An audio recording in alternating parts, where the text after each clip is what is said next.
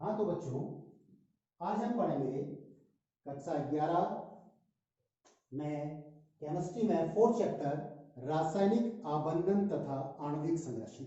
तो इसमें सबसे पहले जो हमारा पॉइंट आता है वो आता है संयोजी इलेक्ट्रॉन का। संयोजी इलेक्ट्रॉन किसे कहते हैं?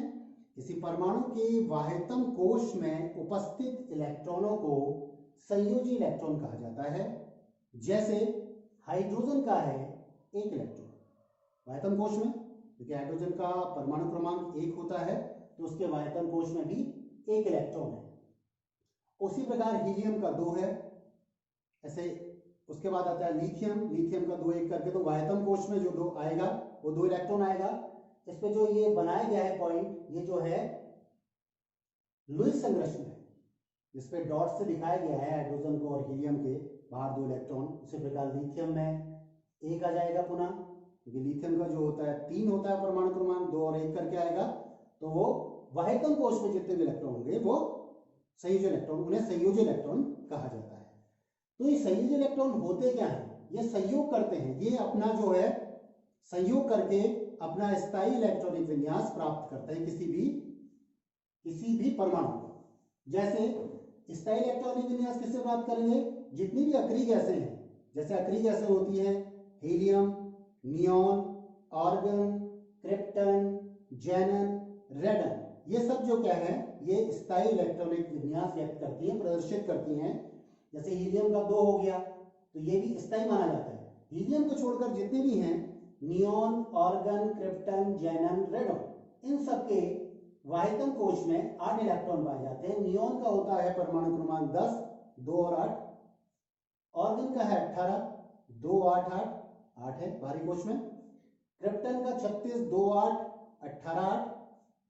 जेनन का 54, 2 8 18 8 8, ऐसे करके आएगा फिर 86। तो बाहरी कोश में जो है सभी के 8 इलेक्ट्रॉन पाए जाते हैं। तो कोई भी परमाणु जो होता है अक्रिय स्थायी इलेक्ट्रॉनिक विन्यास प्राप्त करने की कोशिश करता है, वो भी अक्रिय गैसों की, जितने भी है नियॉन, आर्गन, क्रिप्टन। जैसे हाइड्रोजन का अगर अणु बन रहा है जब H2, वो भी जो करेगा वो हीलियम का स्थायी इलेक्ट्रॉनिक विन्यास प्राप्त करने की कोशिश करता है। इसके बाद आता है दूसरा पॉइंट जो इसमें आता है वो है वैद्युत संयोजक आबंध। वैद्युत संयोजक आबंध, वैद्युत संयोजक आबंध क्या होता है? परमाणुओं के मध्य इलेक्ट्रॉनों के स्थानांतरण के द्वारा, परमाणुओं के मध्य इलेक्ट्रॉनों के स्थानांतरण के द्वारा जो बंध बनते हैं उन्हें वैद्युत संयोजक आबंध कहते हैं। जैसे इसमें कौन कौन से हैं जिनके बीच ये बनता है वैद्युत संयोजक आबंध? NaCl, MgCl2, CaCl2। अब इसमें देखेंगे कि NaCl के बीच कैसे बनता है। Na का होता है परमाणु क्रमांक 11, इसको हम कहते हैं 2 8 1। Cl का है 17, इसको हम कहेंगे 2 8 7, ऐसे करके।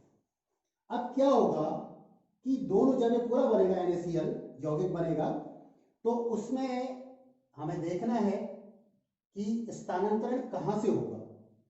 कहां से होने का अर्थ यह है कि अगर जिससे होगा तो उसके बाहरी कोश में 8 इलेक्ट्रॉन होने चाहिए और जिसको दिया उसमें भी 8 इलेक्ट्रॉन आ जाने चाहिए। तो इसका मतलब ये Na जो है से एक इलेक्ट्रॉन का स्थानांतरण Cl में होगा। तो यहां पर क्या हो जाएगा, Cl के 8 हो जाएंगे और ये जो अभी 1 था ये यहां आ गया, तो ये Na का जो बाहरी कोश हो गया 8 आ गया, ये भी 2 और 8, और यहां भी 8 हो गया। तो NaCl, इसको कुछ चित्र से इस प्रकार से बनाते हैं हम लुईस संरचना के आधार पर। Na के बाहर हमने दिखा दिया 1, Cl के बाहर दिखाया हमने 7, इसको हम क्रॉस से दिखा देते हैं Cl के बाहर ये 7। तो यहां से इलेक्ट्रॉन का स्थानांतरण Cl में होगा, अर्थात Cl ने Na ने Cl को एक इलेक्ट्रॉन दिया, तो यहां पर क्या होगा, जिसने दिया है तो उस पर पॉजिटिव आ जाएगा आवेश, और Cl ने लिया है तो Cl पर नेगेटिव आवेश आ जाएगा। इस प्रकार हम कह सकते हैं ये पूरा यौगिक जो बना हमारा NaCl, सोडियम क्लोराइड। दूसरा जैसे MgCl2 या CaCl2 का है, ये भी इसी प्रकार से है। अब हमें पता है कि Mg का जो परमाणु क्रमांक होता है वो है 12। इसको अगर एसपीडीएफ के रूप में भी देखेंगे तो 1s2 2s2 2p6 3s2, ठीक है। और Cl का होता है 17, लेकिन यहां पर Cl के 2 हैं। जब इसका चित्र यहां पर हम करेंगे बनाएंगे तो उसको देखेंगे वो किस प्रकार से होता है। Mg के ऊपर हम दिखाएंगे 2 इलेक्ट्रॉन, इसको हम डॉट से ऐसे बनाते हैं। और Cl 2 जगह बनाएंगे, उस पर हम दिखाएंगे दोनों में 7 इलेक्ट्रॉन।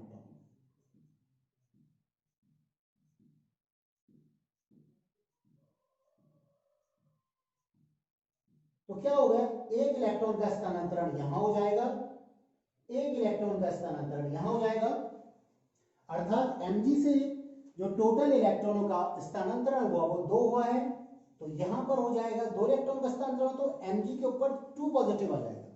टोटल 2 इलेक्ट्रॉनों का स्थानांतरण हुआ है, जितने इलेक्ट्रॉन का भी होगा स्थानांतरण उतना ही उसके ऊपर धन आवेश आ जाएगा। और Cl तो माइनस ही है, 2 Cl है, 2 Cl नेगेटिव ऐसे यहां पर लिख लेंगे, या MgCl2 मैग्नीशियम क्लोराइड। उसी प्रकार CaCl2 का ही बनेगा। Ca का परमाणु क्रमांक 20 होता है, जिसको हम कहते हैं 2882, यानी कि बाहरी कोश में 2 इलेक्ट्रॉन है। Cl का तो यहाँ 7 है ही बाहरी कोश में, तो उसी Ca यहां पर लिखेंगे, ऐसे ही बनाएंगे 2 इलेक्ट्रॉन साथ साथ करके। तो Ca से भी 2 इलेक्ट्रॉनों का स्थानांतरण होगा, तो Ca में भी 2 पॉजिटिव आ जाएगा और 2 Cl नेगेटिव है, तो या CaCl2 इसी प्रकार से ये बन जाएगा। तो कह सकते हैं कि परमाणुओं के मध्य इलेक्ट्रॉनों के स्थानांतरण के द्वारा जो बंध बनते हैं उन्हें वैद्युत संयोजक आबंध कहते हैं। और ये जो होता है वो कोसेल और लुईस संरचना के अनुसार से जो परमाणु है, जो तत्व है, वो क्या करते हैं, अपना स्थायी इलेक्ट्रॉनिक विन्यास प्राप्त करते हैं, अर्थात अपने बाहरी कोश में 8 इलेक्ट्रॉन पूरा करने की कोशिश करते हैं। उसी आधार पर ये बंध बनते हैं, तो इसे हम कहते हैं वैद्युत संयोजक आबंध। इसके बाद आएगा आपका सहसंयोजक आबंध।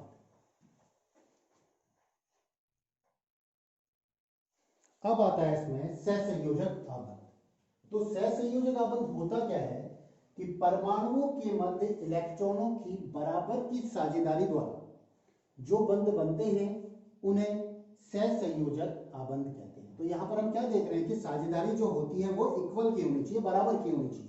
तो इसमें जब एक एक इलेक्ट्रॉनों की साझेदारी हो तो वहां पर जो बंध बनेगा उसे हम कहेंगे एकल बंध, सिंगल बॉन्ड।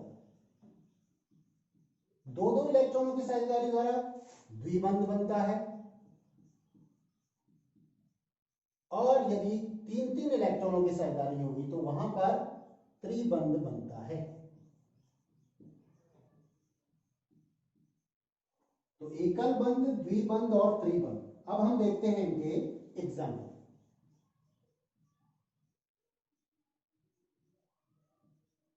एग्जाम्पल में जैसे H2 अणु का बनना, हाइड्रोजन के अणु का बनना,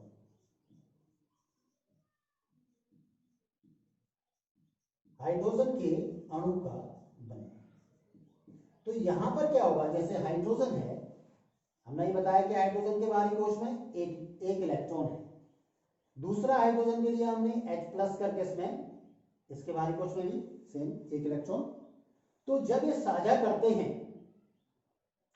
तो इसको कुछ इस प्रकार से बना लिया जाए, H H, ये एक इलेक्ट्रॉन था ये। तो टोटल कितने हो गए इसमें, जब साझे हुए तो दो। दो किसका है, हीलियम का स्थायी इलेक्ट्रॉनिक विन्यास इन्होंने प्राप्त कर लिया। तो या H2 करके इसमें लिख देंगे। दूसरा आता है इसमें एग्जांपल, ये तो एकल बंध हुआ या H सिंगल बॉन्ड H भी कह सकते हैं इसको हम, क्योंकि एक एक इलेक्ट्रॉन का साझा हुआ है तो वहां पर सिंगल बॉन्ड लगता है। दूसरा एग्जांपल आता है डबल बॉन्ड का। डबल बॉन्ड का एग्जांपल है जो O2 के अणु का बनना।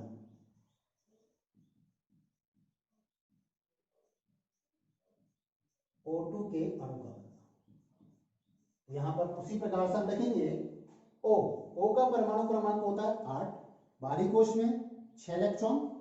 तो 6 इलेक्ट्रॉन कुछ इस प्रकार से हम दिखा देते हैं इसको,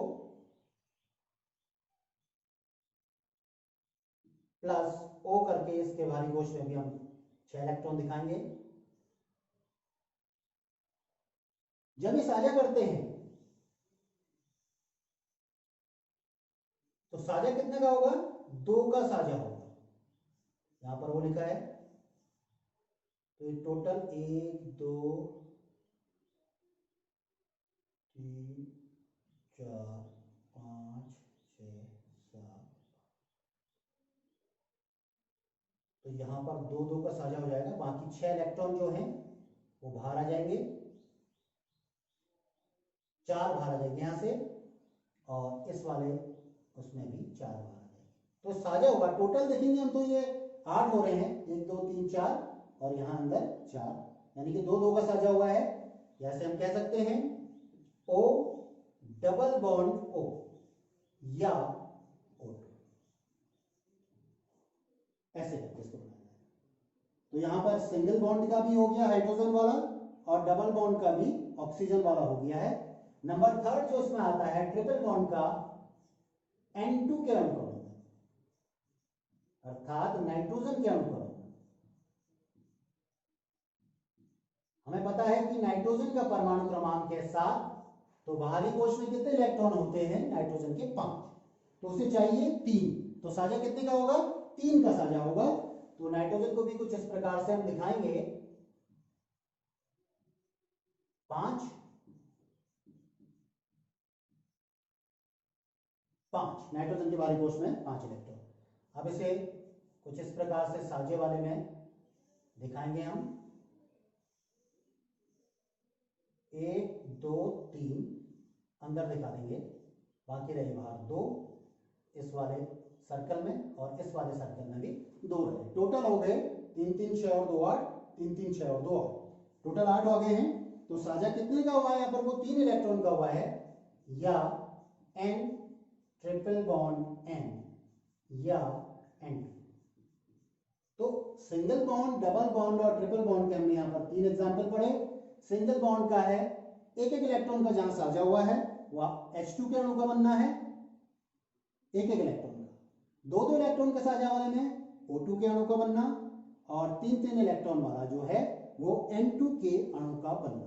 तो इस प्रकार ये जो होता है ये सहसंयोजक आबंध होता है, जिसमें परमाणुओं के मध्य इलेक्ट्रॉन के साझेदारी, यानी कि बराबर की साझेदारी होनी चाहिए, बराबर की साझेदारी के द्वारा जो बंध बनते हैं उन्हें सहसंयोजक आबंध कहते हैं। धन्यवाद।